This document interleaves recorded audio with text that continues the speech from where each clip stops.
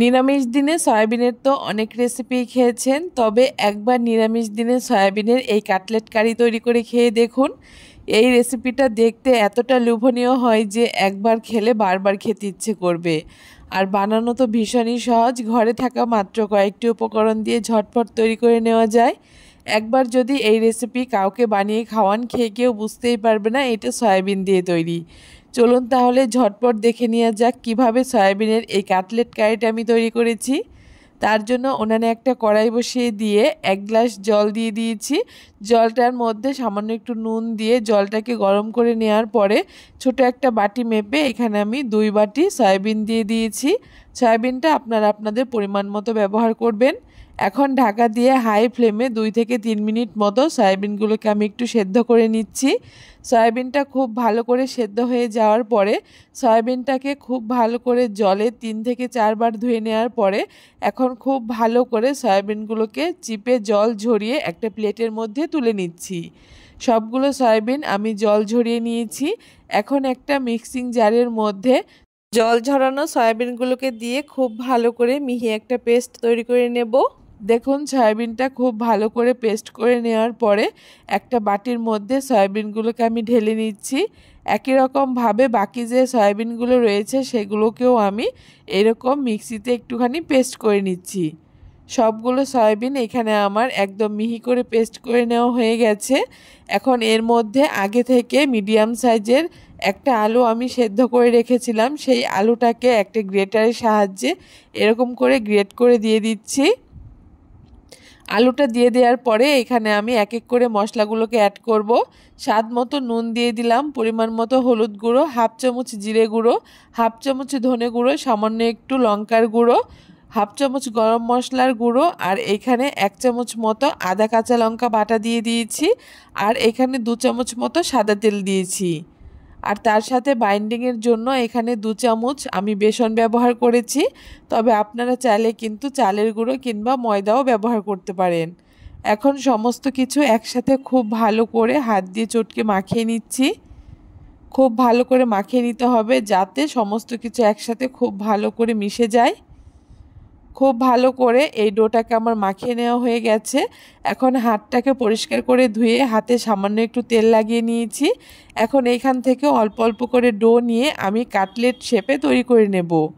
আপনারা আপনাদের পছন্দ মতো যে কোনো শেপ দিয়ে কিন্তু এই কাটলেটগুলোকে তৈরি করে নিতে পারেন। আমি এইখানে লম্বা লম্বা করে কাটলেটের শেপটাকে দিয়ে নিয়েছি। একই রকমভাবে আমি সবগুলো কাটলেট এভাবে করে লম্বা লম্বা করে তৈরি করে নিচ্ছি।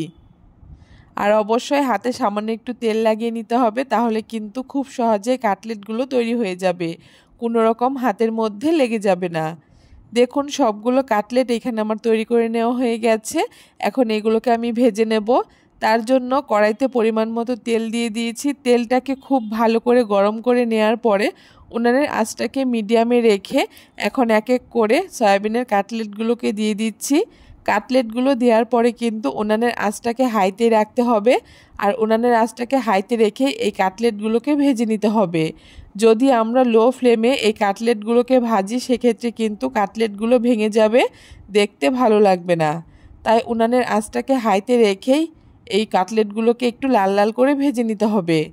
দেখুন কাটলেটগুলো আমার খুব সুন্দর লাল লাল করে ভেজে নেওয়া হয়ে গেছে। এখন খুব ভালো করে তেল ঝরিয়ে তুলে নিচ্ছি।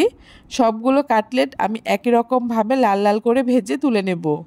সয়াবিনের কাটলেটগুলো আমার ভেজে নেওয়া হয়ে গেছে। এখন ওই তেলের মধ্যে 2টো তেজপাতা ফোড়নে দিচ্ছি, আর গোটা গরম মশলা দিয়ে দিয়েছি, আর তার সাথে হাফ চামচ মতো গোটা জিরে দিয়ে দিয়েছি। সমস্ত মশলাগুলোকে একটুখানি লাল লাল করে ভেজে নিচ্ছি।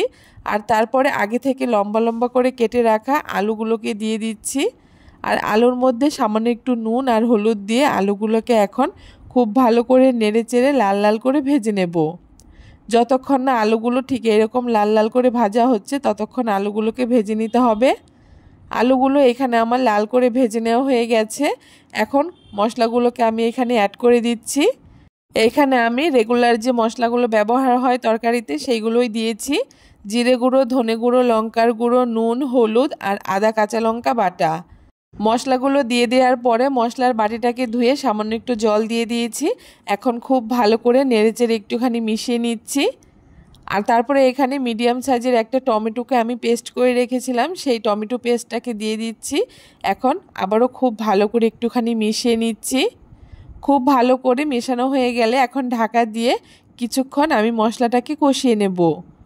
আর মাঝে একবার ঢাকনাটাকে খুলে আমি এভাবে করে একটুখানি নেড়েচেড়ে নিচ্ছি। যতক্ষণ না মশলাটা একদম শুকনো শুকনো হয়ে যাচ্ছে ততক্ষণ মশলাটাকে একটু সময় নিয়ে কষিয়ে নিতে হবে। দেখুন এভাবে করে খুব ভালো করে নেড়েচেড়ে মশলাটাকে আমার খুব ভালো করে এখানে কষিয়ে নেওয়া হয়ে গেছে। মশলা থেকে তেলও ছেড়ে গেছে। এখন এখানে আমি পরিমাণ মতো ঝোলের জন্য জল দিয়ে দিচ্ছি। সয়াবিনের এই কাটলেট কারিতে ঝোলের পরিমাণটা কিন্তু একটুখানি বেশি ব্যবহার করতে হবে, কারণ কাটলেটগুলো দেওয়ার পরে কাটলেটগুলো কিন্তু বেশ অনেকটাই ঝোল টেনে নেবে। দেখুন পরিমাণ মতো ঝোলটাকে দিয়ে খুব ভালো করে নেড়েচেড়ে মিশিয়ে নিয়ে এখন ঝোলটাকে কিছুক্ষণ জাল করে নেব।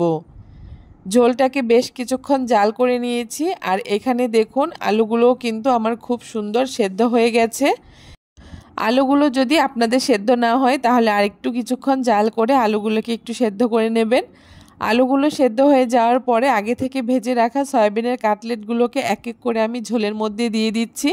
আর এই সয়াবিনের কাটলেটগুলো ঝোলের মধ্যে দেওয়ার পরে কিন্তু খুব বেশিক্ষণ নাড়াচাড়া করা যাবে না, কারণ সয়াবিনের এই কাটলেটগুলোকে ঝোলের মধ্যে দেওয়ার পরে এমনিতেই এগুলো নরম হয়ে যাবে, তাই যদি বেশি নাড়ানো হয় তাহলে কিন্তু ভেঙে যাবে।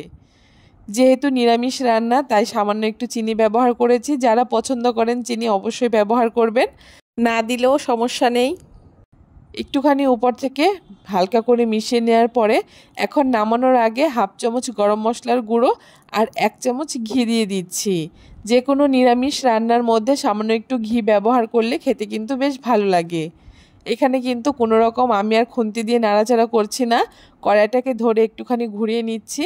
আর দেখুন সয়াবিনের এই কাটলেট কারিটা কিন্তু আমার একদম রেডি হয়ে গেছে, এখন নামিয়ে নিয়েছি। সয়াবিনের এই কাটলেট কারিটা দেখতে যেমন লোভনীয় হয়েছে, খেতেও কিন্তু হয়েছে দুর্দান্ত। অবশ্যই নিরামিষ দিনে একবার সয়াবিনের এই কাটলেট কারিটা তৈরি করে খেয়ে দেখবেন, আশা করি আপনাদের খুব ভালো লাগবে। কেমন লাগলো আজকে খুব সহজ এই নিরামিষ রেসিপি অবশ্যই জানাতে ভুলবেন না। ভিডিওটা ভালো লাগলে সবার সাথে শেয়ার করে চ্যানেলটাকে সাবস্ক্রাইব করে দেবেন।